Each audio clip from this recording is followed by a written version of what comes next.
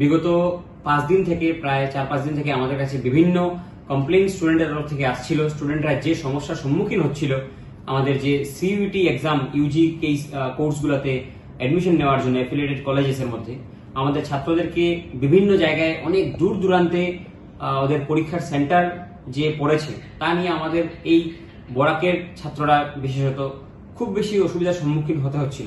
Specially যাদের language subject যেমন বাংলা বা অন্যান্য ভাষার যেগুলো সাবজেক্ট আছে সেই পরীক্ষাগুলো দেখা যাচ্ছে যে জোরহাট, কারোর গুয়াহাটি, এছাড়া অন্য সাবজেক্টগুলো আগরতলা, কারোর ডিব্রুগড়, এরকম দূর দূরান্তে বিভিন্ন জায়গায় ওদেরকে পরীক্ষা দেওয়ার জন্য ওদের লিস্ট আসছিল সেই সব সেন্টারে।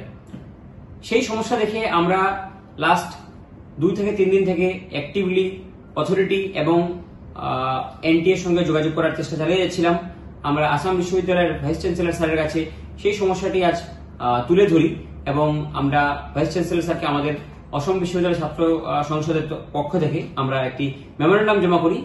আমরা চাই, আমাদের ইউনিয়নের পক্ষ থেকে এটাই আমাদের বক্তব্য, যে আমাদের বরাক ভ্যালির যে আমাদের ছাত্ররা আছে, আমরা আজকে দিল্লি, গুয়াহাটি এবং শিলচর বা করিমগঞ্জ শহর সমান নয়।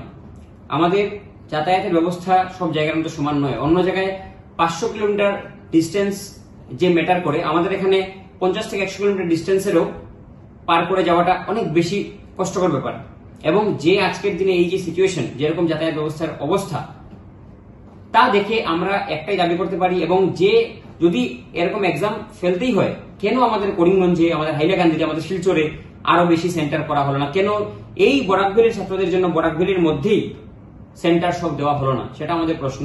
তাই আমরা চাই যাতে আমাদের এই বরাকের ছাত্রদের কোনো অসুবিধা না হয়, তার কথা চিন্তা রেখে আমাদের লোকাল ছাত্রদের স্বার্থে চিন্তা করে অনেক গরিব গরিব ছাত্র যাদের জন্য গুয়াহাটি যাওয়া, যারা অনেক আছে কোনোদিন গুয়াহাটি যায়নি, কোনোদিন ডিব্রুগড় যায়নি, কোনোদিন জোরহাট যায়নি, সে কিভাবে, বা কোনোদিন আগরতলা যায়নি, সে কিভাবে, যে দিনমজুরের ছেলে কিভাবে টাকা খরচ করে একটা পরীক্ষা দেওয়ার জন্য সে যাবে? কেউ পাথারকান্দি কলেজে বা নীলামবাজার কলেজে এডমিশন নেওয়ার জন্য সে নীলামবাজার থেকে কি গুয়াহাটি কি এক্সাম দিয়ে আসবে, বা আগরতলা কি এক্সাম দিয়ে আসবে? কেউ একজন সোনাই বা কাবুগঞ্জে পরীক্ষা কলেজে এডমিশন নেওয়ার জন্য তাকে যেতে হচ্ছে জোরহাট।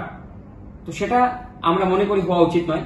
তাই এই বছরের জন্য আমাদের এটাই দাবি, আমাদের এটাই উত্থাপন করেছি আমাদের ভাইস চ্যান্সেলর স্যারের কাছে এবং এনটিএর ডিরেক্টর স্যারের কাছে, যে এই বছরের জন্য আসাম বিশ্ববিদ্যালয়ের যে অ্যাফিলিয়েটেড কলেজ আছে সেই কলেজগুলোর মধ্যে সিইউটির যে পরীক্ষা আছে বা সিইউটির যে মার্কস আছে সেটা বাধ্যতামূলক যাতে করা হয় না।